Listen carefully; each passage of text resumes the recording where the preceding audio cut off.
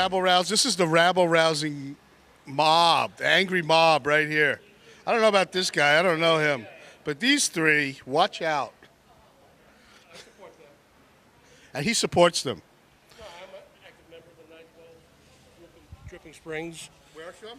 Dripping Springs. Oh, why are you here today? What's your name? That's Harold. I came to shop. You did? I didn't know about this event. Well, you're not very well informed. Hey, well, I'm informed about the $4.97 a pound shrimp. Yeah, that's good. You a shripper? Yeah, I like shrimp. Shrimpo captain?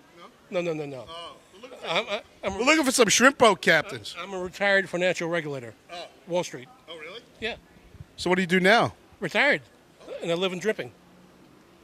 And I want to protect my money from redistribution of wealth. Oh. Well, it's morning again. And here's my cup of Joe. Good morning, everybody.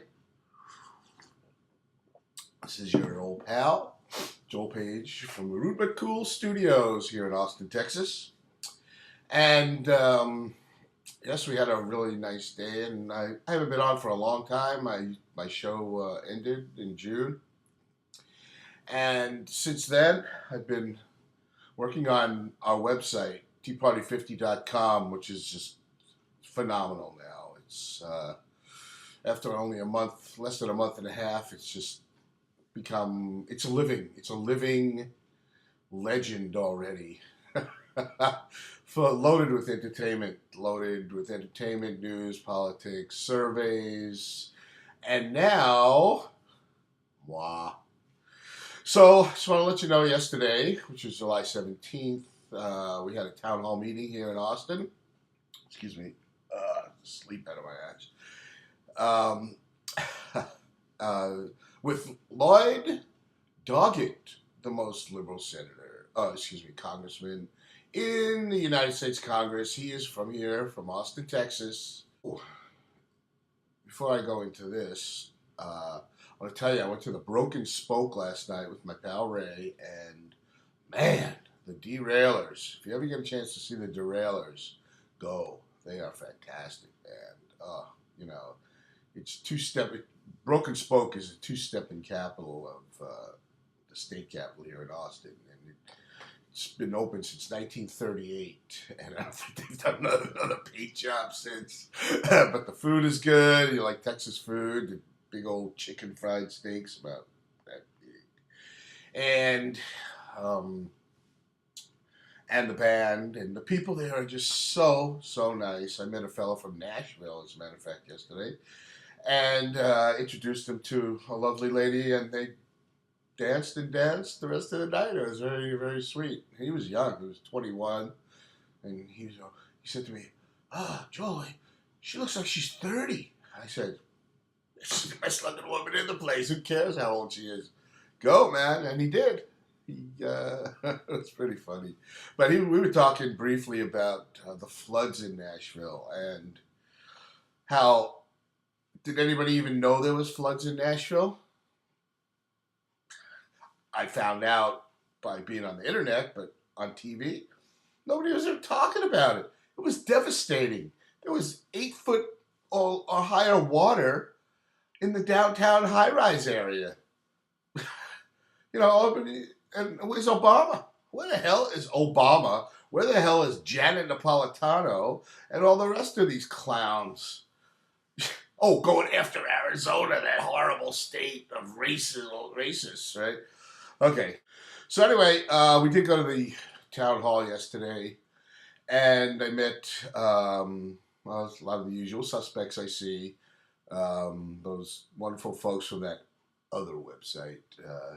And I do want to congratulate Shrav, who got the Blogger of the Year from the Americans for Prosperity at the America's Dream Conference, and that was fantastic. She's a really good blogger, and I really congratulate her, and I'm glad these guys are being successful, getting the message out that we got to get these socialists and people who would make us into socialists, given the chance, in their little socialist commune of a country, Which, hey, I like communes. I lived on a commune, and that's okay. That is your personal choice to move to a commune, and that's fine. If that's what you want to do, that's great. But when people start forcing you to be part of a commune and be their little pawn, and oh, every day you get to cut down the wheat with your scythe. I don't think so. My cool dead hands. Oh, there's my old pal up there. He signed an autograph picture, Charlton Heston. Anyway, Lloyd Doggett. Lloyd, it was a long line to see him, and so I walked around and interviewed other people.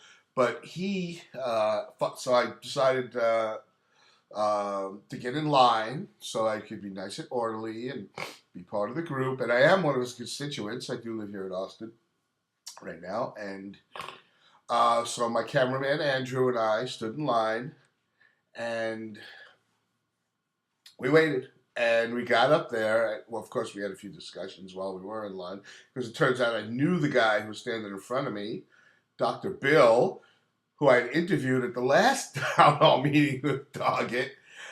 He was a doctor for many years, and I'm going to have that up on the website soon, too. I should put that up immediately, because that's a really great interview. And although very noisy, because they were screaming at that one to get Doggett to go home. And but anyway, it was very short. I only got to ask a couple questions, but they're very good, and I'm going to bring those to you right now. Okay, bye-bye.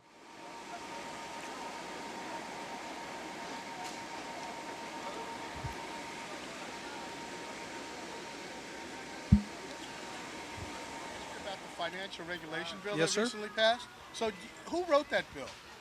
Well, members of Congress had a role in writing it. It's not nearly as strong or as far-reaching as I would like, but I think it's a step forward. Right. So Barney Frank and Chris Dodd didn't have. Well, there are two of the members of Congress that are chairman of the committee, so they certainly had a role. So doesn't it worry people that the same people that bankrupted the nation using Fannie Mae and Freddie Mac are writing a financial bill for the United States? As you know, I strongly opposed all the bank bailouts, whether they were proposed by President Bush or by President Obama, voting against every one. I think there's far-reaching additional reform needed for Freddie and Fannie. But I think this bill is a good step forward. I think it can limit the possibility of another bailout. And I think the consumer protection features are extremely desirable. But Fannie Mae and Freddie Mac are still bankrupting the country because we're still bailing them out. And how is the bank bill regulating them? How is it bailing? I mean, we're constantly bailing them. The bank bill is not doing enough about Freddie and Fannie. We need more reform in that area. We have a very difficult housing market right now, so it's complex to get that solved. But I want to see more done, and I wish more had been done in this bill. I'm not satisfied with the bill that passed, but I think it is a step forward in preventing future bailouts and in providing consumers some protection from some outrageous practices. So give us something specific. Tell me what you would recommend doing about Fannie Mae and Freddie Mac. Well, I think that they made some loans that they shouldn't have been making. The taxpayers now have a substantial interest in the future of Freddie and Fannie, as we all do as individuals in this economy. I think that now that this bill's passed, the next job of the Congress in this area ought to be far-reaching reform of Freddie and Fannie, and I won't prejudge what all the details of that should be. Thank you very much for coming out. Sure. Joel Page?